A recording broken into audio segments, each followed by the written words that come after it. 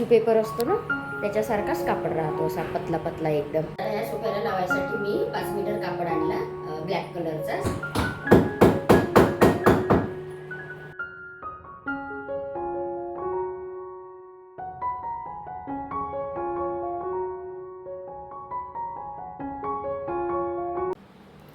Hello, नमस्कार सर्वांना.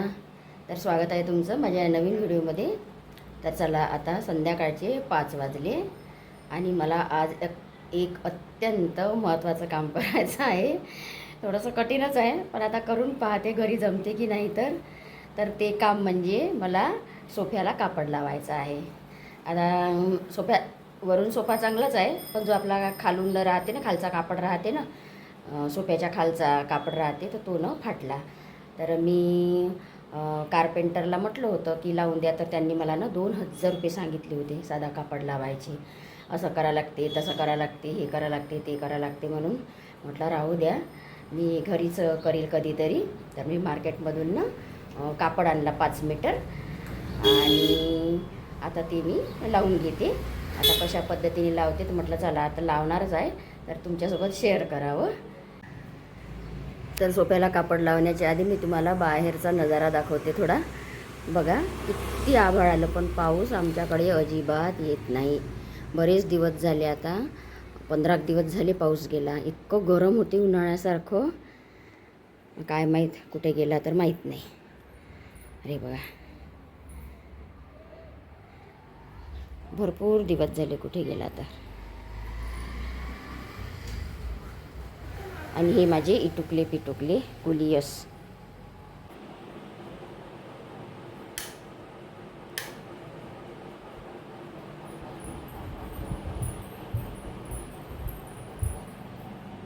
आधी लाईट लावून घेते, म्हणजे अंधार आहे, थोडा आभाळ आहे.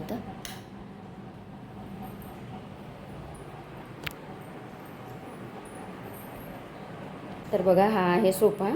आता या सोफ्याला ना मी पलटवून घेते आणि मग याला कापड लावते. कारण खालून पूर्ण याचा कापड निघाला तर पूर्ण काड्या काड्या, म्हणजे ते लाकडाच्याच पट्ट्या राहते. आपल्याला वरून जरी सोफा चांगला दिसत असला तरी जी त्याची बॅक साईड असते, म्हणजे खालची साईड असते, त्याला ना फक्त असे छोटे छोटे लाकडाचे तुकडे लावलेले राहतात आणि वरून असा कापड राहतो. कापड इतका म्हणजे हे राहते पातळ, की जसा टिश्यू पेपर असतो ना त्याच्यासारखाच कापड राहतो, असा पतला पतला एकदम. आणि मग आपण सोफ्याच्या खालून वगैरे असं झाडायला गेलो तर तो ना कापड फाटून जातो. तर माझ्या सोफ्याचं तसंच झालं, सगळा कापड फाटून गेला. तर म्हटलं चला, आता या सोफ्याला आपण नवीन करू. तुम्ही म्हणाल की कापड कुठे लावणार, तर वरून नाही, वरून अगदी माझा सोफा चांगला आहे. बघा, अगदी चांगला आहे हा सोफा. आणि मला ह्या ना उशा पण चेंज करायच्या आहे, कारण आता ना जवळपास 6 वर्ष झाले ह्या सोफ्याला, 6-6.5 वर्ष झाले. तर ह्या उशा आहे ना वेगळ्याच पद्धतीच्या आहे, त्याला ना कव्हरच नाही टाकता येत. कव्हर शिवले मी मागे, पण ते घालताच नाहीत. वरून असा वेगळाच आकार आहे त्याचा, तर त्याच्यामुळे ना त्या साऱ्या थोड्या काळ्या काळ्या दिसते. तर मला ह्या उशा पण मी समोर चालून चेंज करेल. तर आता हा सोफा मला पलटवून घ्यायचा आहे. इतका म्हणजे जड आहे हा सोफा. तर आता हा सोफा पलटवून घेते आणि मग याला खालून कापड लावते. तर आता खालून कापड लावण्याचं कारण म्हणजे आपण जेव्हा झाडतो वगैरे सोफ्याच्या खालून, तर ते झाडू वगैरे लटकला म्हणजे ना तो कापडच निघून गेला आणि फाटून गेला. आणि कापड पण इतका पातळ होता त्याचा, जसा काही टिश्यू पेपर आहे खरा, अशासारखा कापड होता. म्हटलं बऱ्याच दिवसापासूनचं ते काम राहिलं माझं, म्हटलं चला आता आज करून घेते. या सोफ्याला लावायसाठी मी 5 मीटर कापड आणला ब्लॅक कलरचाच. तर तो झाला 200 रुपयाचा. आणि 5 की 10 रुपयाची बारीक खेळ झाली. पण हेच काम मी कारपेंटरला सांगितलं होतं की द्या करून, म्हणजे आता घराचं काम जेव्हा चालू होतं तेव्हा म्हटलं होतं की द्या करून. तर त्यांनी मला 2 ते 3 हजार रुपये खर्च सांगितला होता. म्हटलं जाऊ दे, 2 ते 3 हजार कशाला, मीच घरी करून पाहते. तर त्याच्यासाठी मी असा हा काळ्या कलरचा, थोडासा जाडजूडच आहे कापड, थोडा जाड आहे, मी एकदम असा पातळ नाही आणला. बघा, असा मी काळ्या कलरचा, जो आपण अस्तरला वापरतो ना तसा ना कापड आणला मी. आता मी त्या सोफ्याच्या आकाराचा बरोबर कापून घेते आणि मग त्याला लावते. तर त्याच्यासाठी मला आधी हा सोफा पलटवायचा आहे. आता सोफा पलटवण्यासाठी 2-3 जण लागणार आहे. मदत घेते कोणाची तरी. चला, तर आता आपण कामाला सुरुवात करू. आणि ते 10 रुपयाचे असे बारीक बारीक एकदम छोटे छोटे खिळे राहते ते आणलेले आहे. तर ते दाखवते मी नंतर तुम्हाला.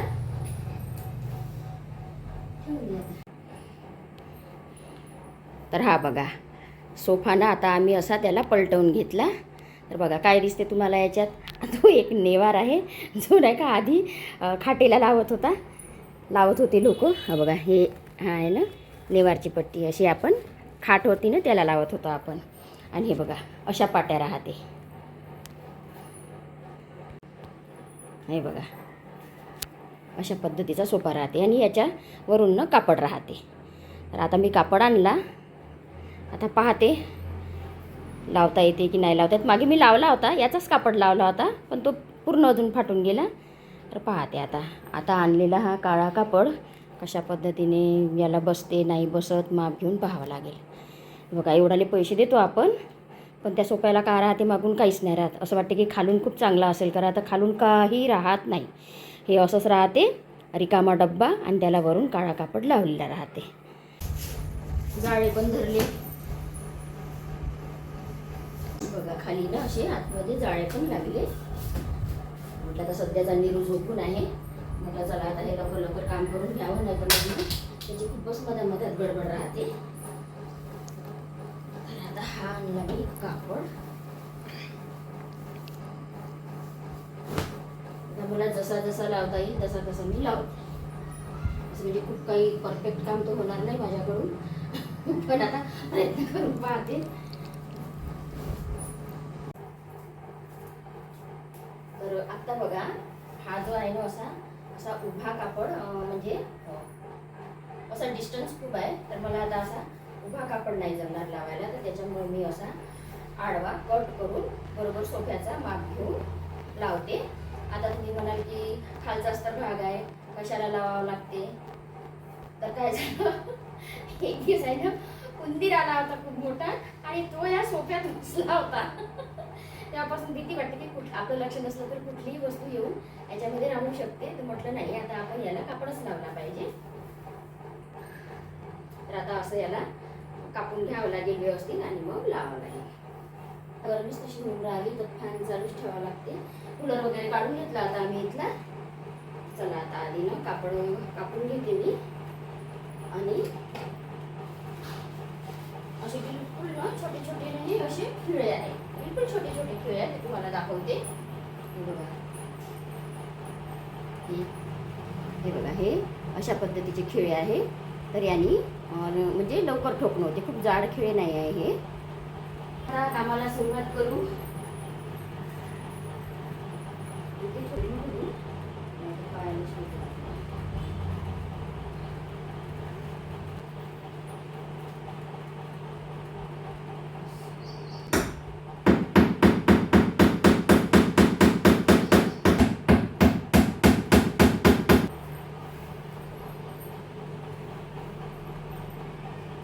लावून घेते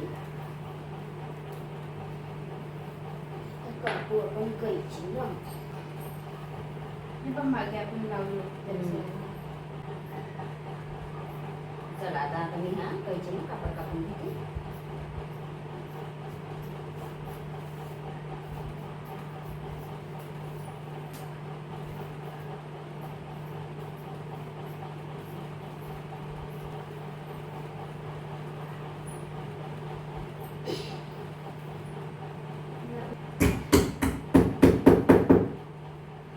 छान आहे. याच्यावरच्या जे हे आहे ना लाद्या त्या पण खूप चांगल्या आहेत.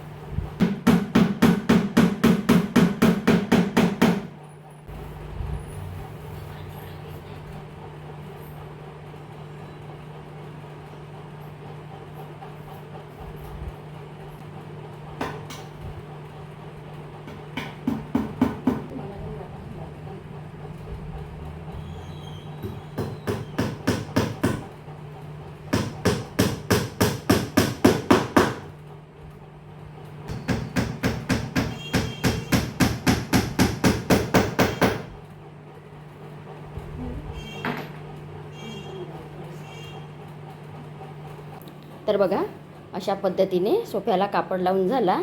आणि इकडे बघा हे आहे ना व्यवस्थित लावायचं जमलं नाही म्हणजे लक्षात नाही आलं. जसं इथे बघा, इथे किती परफेक्ट बसलं. तर त्या पायापासून घेतलं ना बघा, ह्या पायापर्यंत असं परफेक्ट बसलं. पण ना इकडे लावायच्या वेळेस ना लक्षात आलं नाही. आता ही चुकी झाली आणि चुकल्यावरच आपल्याला सगळं काही समजते. आता कुठलंही काम करायला गेलं आपण पहिल्यांदा तर चुका होतातच आणि मग त्यातूनच आपण नवीन शिकतो. आता हे चुकलं रे बाबा, इकडलं चुकल्यामुळं तिकडे कसा कापड लावायचा ते लक्षात आलं. तर बघा आता पाहू, आता शेवटी इथं कोणता प्रकार करायचा हा आता नंतर पाहते मी. आता आधी बघा, आता ही एक खुर्ची आहे, हिला लावून घेते आधी. हे एकदम परफेक्ट जमलं बघा. आपण जर म्हटलं ना की नाही बाबा आता याला कोण कापड लावून आपल्याला कसा लावता येईल ना कसं होईल, पण तसं काही म्हणजे अशक्य नाही राहत. कुठलंही काम आपण करून दाखवायचं, मनात जर घेतलं ना तर सगळंच काही शक्य आहे, काहीच अशक्य नाही. तर बघा अशा छोट्या छोट्या गोष्टी, आता ह्या छोटी गोष्ट नाही मोठीच गोष्ट आहे, पण असं आपण करत राहिलं पाहिजे, म्हणजे आपल्यालाही अनुभव येते आणि आपले 2 पैसे पण वाचतात इथे.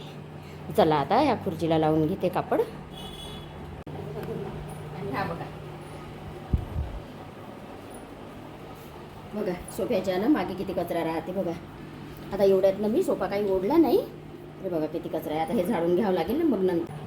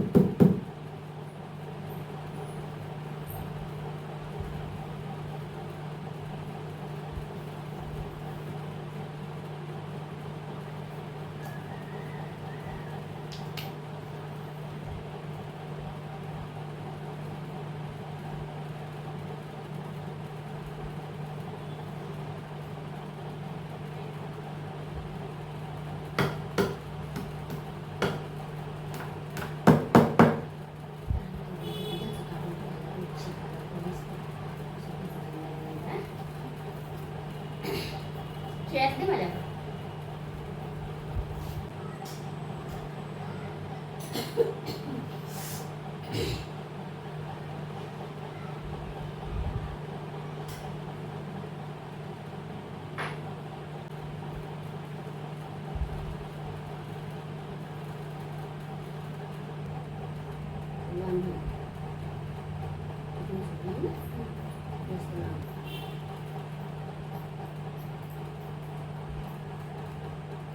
पाच वाजता चालू केलं, 6 वाजले.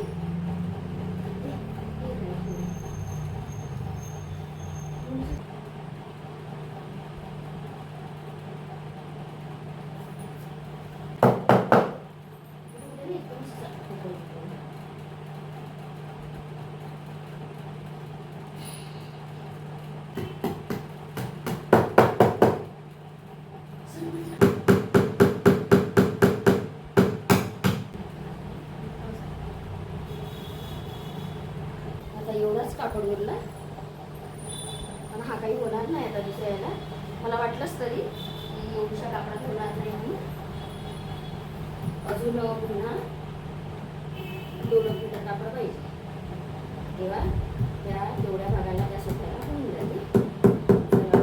एवढं काम होऊन गेलं. तर बघा ह्या पण खुर्चीला लावून झालेला आहे कापड. आणि हे बघा किती परफेक्ट झाली.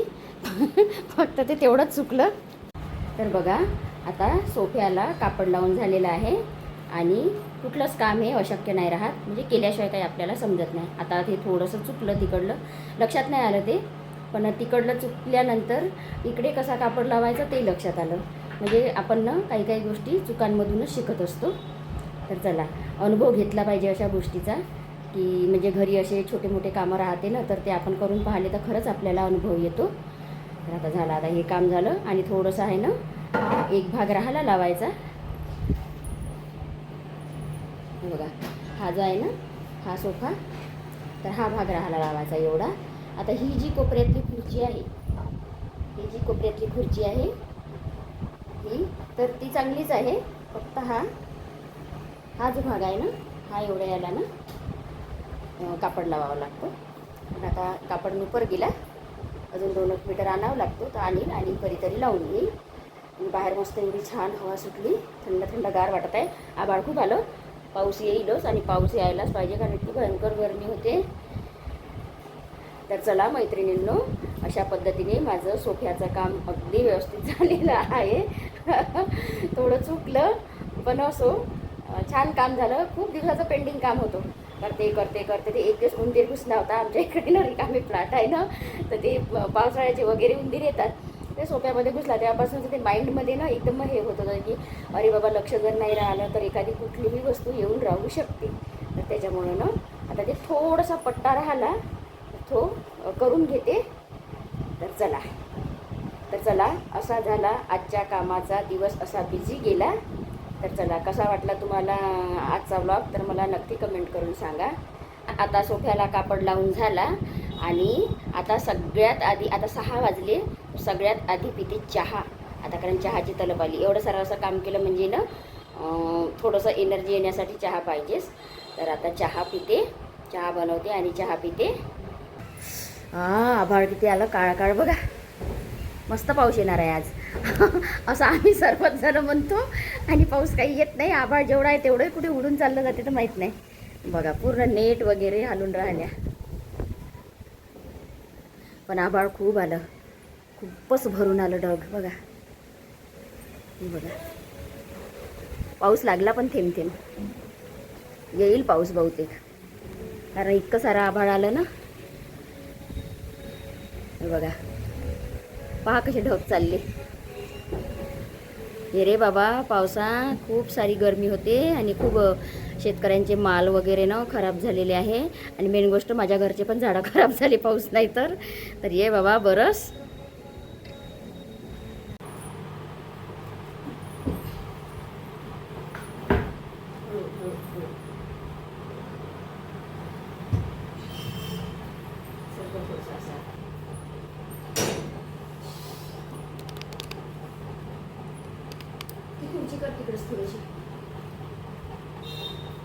बघा पाऊस पण चालू झाला आणि मस्त छान असं आता चहा बनवणं चालू आहे. आणि टी व्हीवर बघा इतकं सुंदर गाणं चालू आहे. हे बघा, सचिन आणि रंजिता, जुने गाणे. ओल्ड म्हणजे गोल्डच असते. खूप सुंदर गाणं चालू आहे. तर बघा, असे ना जुने गाणे ना खरंच ऐकायला ना खूप छान वाटते. तर चला, आता इकडे चहा बनत आहे. या चहा प्यायला. मस्त पाऊस पण चालू झाला आणि पावसात चहा पाहिजेच.